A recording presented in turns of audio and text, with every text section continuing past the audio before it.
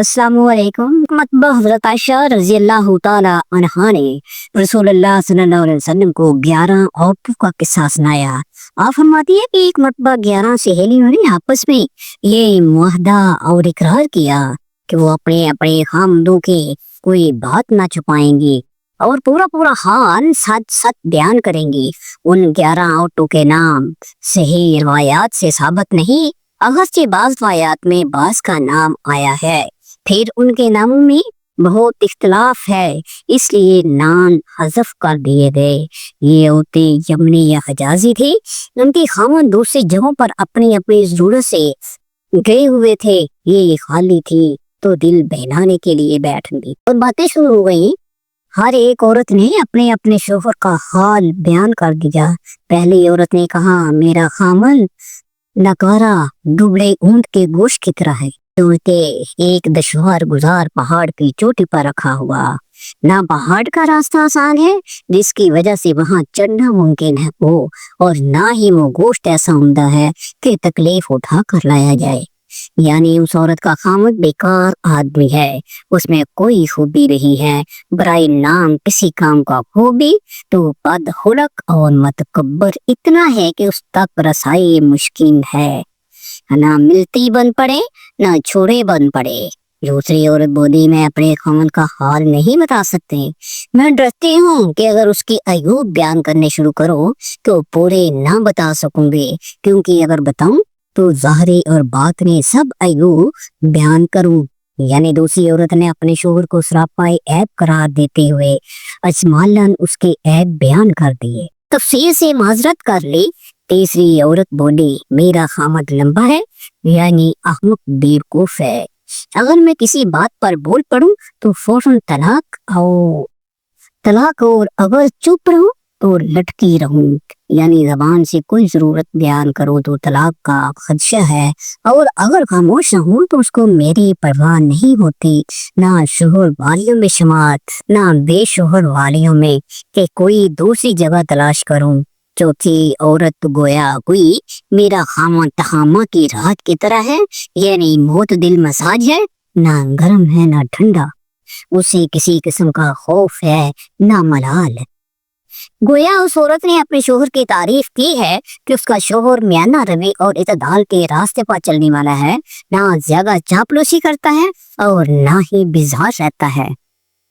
पांचवी औरत ने कहा, मेरा खामद जब घर आता है तो चीता बन जाता है, और जब बाहर निकलता है तो शेर बन जाता है, और जो कुछ माल और असबाब घर में छोड़ कर जाता है उसके बारे में पूछता भी नहीं है। उस औरत ने भी अपने खामद की तारीफ की है तो घर में आकर बेखबर हो जाता है, खफा होता है, ना किसी चीज में दखल देता है, और घर में जो खाने पीने की अशिया हो उनके मुतल्लक बात पुरस्त नहीं करता। छठी औरत ने कहा, मेरा खामद अगर खाता है तो सब निपटा देता है, और जब पीता है तो सब चढ़ा जाता है, और लेटता है तो अकेला ही कपड़े में लेट जाता है, मेरी तरफ अपना हाथ तक नहीं बढ़ाता ताकि मेरा दुख दर्द जान सके। उस औरत ने अपने खामद की मजम्मत बयान की है। उसको बैल की तरह खाने पीने के सिवा कोई काम नहीं आता, और ना ही औरत की खबरगिरी की फिक्र करता है। सातवीं औरत कहने लगे, मेरा खामन सोबत से आजिज सा नामर्द है, और इतना ना समझ है कि बात भी नहीं कर सकता।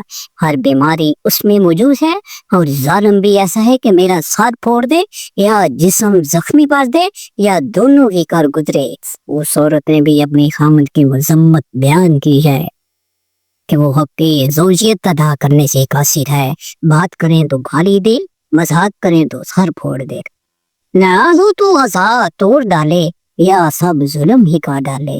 आठवीं औरत ने कहा, मेरा शोहर खुशबू में ज़ाफ़रान की तरह महकता है और छूने में खरगोश की तरह नरम है। औरत ने अपने शोहर की तारीफ की है, उसका जाहिर और बातिन दोनों अच्छी हैं। नरम मसाज है, ना कहनान को गुस्सा नहीं, नाजुक बदन और खुशबूदार जिस्म वाला है कि लिपटने को दिल चाहे। नवी औरत कहने लगी, मेरा खामद ऊंचे महल वाला, ऊंचे कद वाला और बड़ी रात वाला है, और उसका मकान दारुल मशरक के करीब है। उस औरत ने भी अपने शोहर की अच्छाई बयान दी है कि वो बड़ा रईस और सखी आदमी है। हर वक्त उसका बावर्ची खाना गर्म रहता है, इसलिए राख भी बहुत निकलती है। बहुत दिलदार इंसान है, इसलिए उसे मशवरा करने में रजू किया जाता है, गोया उसका घर ही दारुल मशवरा बन गया है। रस्मी औरत ने कहा, मेरा खामद का नाम मालिक है और मालिक क्या खूब है, मालिक मेरी तमाम तारीफों से अफबत है। उसके ऊँटों के बहुत शुतर खाने हैं और कम चरागाही हैं।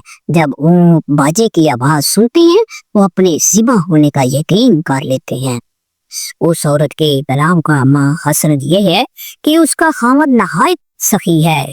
मेहमान तारी की वजह से ऊँट चरने का मौका ही नहीं पाते और घर में ही खड़े खड़े ज़िबा कर दिए जाते हैं और मेहमानों की मेहमान नवाजी के लिए पेश किए जाते हैं। 11वीं औरत ने बयान किया, मेरे खामद का नाम अबू जरा है और क्या खूब अबू जरा है। उसी जेवरात से मेरे कान झुका दिए और खला खला का चड्डी से मेरे बाजू भर दिए और मुझको बहुत खुश किया।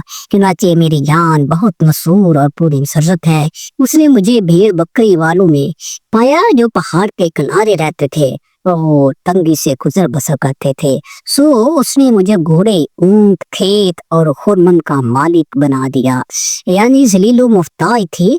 उसने मुझको बाइज्जत और मालदार कर दिया।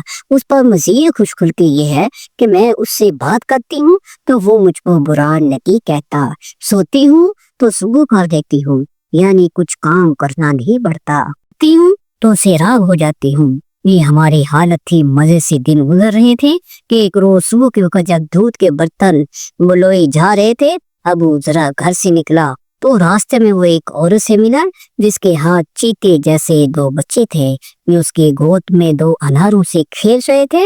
वापस वो अबू जरा को कुछ ऐसी पसंद आई कि उसने मुझे तलाक दे दी और उस औरत से निकाह कर लिया। अबू जरा के मुझे तलाक देने के बाद मैंने एक शरीफ सरदार औरत से निकाह किया जो उम्दा घोड़े के शहसवार सिपाहीवर और निजाबाज हैं। उसने मुझे बड़े नेमते दी और हर किस्म के जानवर, ऊंट, गाय, बकरी वगैरह में से एक एक जोड़ा मुझे दिया और ये भी कहा कि उन्हें जरा खुद भी खाओ और अपने मेके वालों में भी यूं चाहे भेज दे। लेकिन बात यह है कि अगर मैं उसके सारे अताओं को जमा करूं जो दूसरे खामन ने दिया तो वो सब अबू जरा के छोटे बर्तन के बराबर भी ना हो, यानी दूसरी खामन का एहसान पहले खामन के एहसान से नहायत कम है। मोमिनीन हजरत आयशा सिद्दीक़ा रज़ियल्लाहु ताला अन्हा जब रसूलुल्लाह सल्लल्लाहु अलैहि वसल्लम को 11 औरतों का किस्सा सुना चुकी तो हुजूर सल्लल्लाहु अलैहि वसल्लम ने उनसे फरमाया, मैं तेरे लिए ऐसा ही हूँ जैसे उम्मे ज़रा के लिए अबू ज़रा था, यानी मैं वैसे ही तेरी खातिर करता हूँ मगर मैं तुझे तलाक नहीं दूंगा। उस पर हजरत आयशा ने अर्ज किया, हुजूर सल्लल्लाहु अलैहि वसल्लम मेरे माँ बाप आप पर कुर्बान। अबू जरा ने कहा, अब मेरे लिए इससे बहुत बढ़कर हैं